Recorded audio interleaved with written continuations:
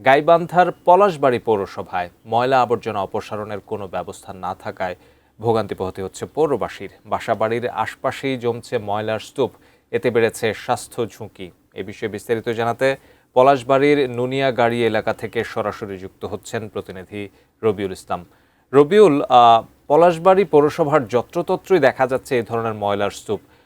পৌরসভা থেকে কি বলছে এসব ময়লার স্তূপ কিভাবে তারা অপসারণ করবেন বা কিভাবে তারা এই ব্যবস্থাপনাগুলো করবেন?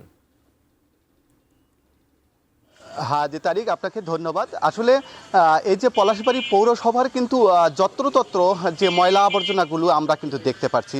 2018 সালের পর এই পলাশবাড়ী পৌরসভার কার্যক্রম শুরু হলেও কিন্তু আসলে আমরা আজ পর্যন্ত দেখিনি যে এই যে ময়লা আবর্জনা ফেলার যে নির্দিষ্ট একটি জায়গা সেটি কিন্তু আমরা লক্ষ্য করিনি।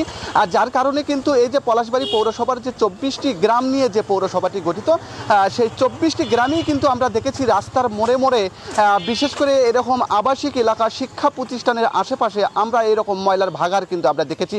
আর যার কারণে কিন্তু মানুষের যে একটা ভোগান্তি সেটি কিন্তু আমরা দেখেছি। অর্থাৎ এই যে রাস্তা দিয়ে যে মানুষ যাবে, নাক মুখ চেপে কিন্তু এই দুর্গন্ধে, পচা দুর্গন্ধে কিন্তু নাক মুখ চেপে মানুষ কিন্তু আসলে এরকম যাতায়াত করছে। তবে এই বিষয়ে আমি কিন্তু কথা বলেছি পলাশবাড়ী পৌর কর্তৃপক্ষের সঙ্গে, তারা যেমনটি বলেছেন।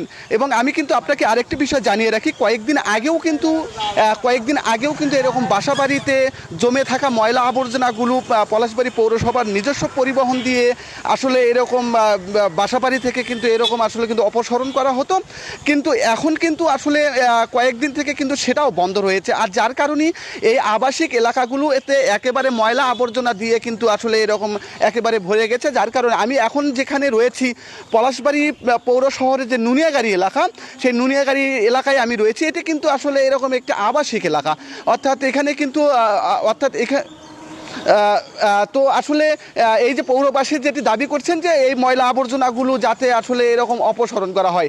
তো আসলে এই ছিল আমার কাছে পলাশবাড়ী পৌর শহর থেকে সবশেষ তথ্য।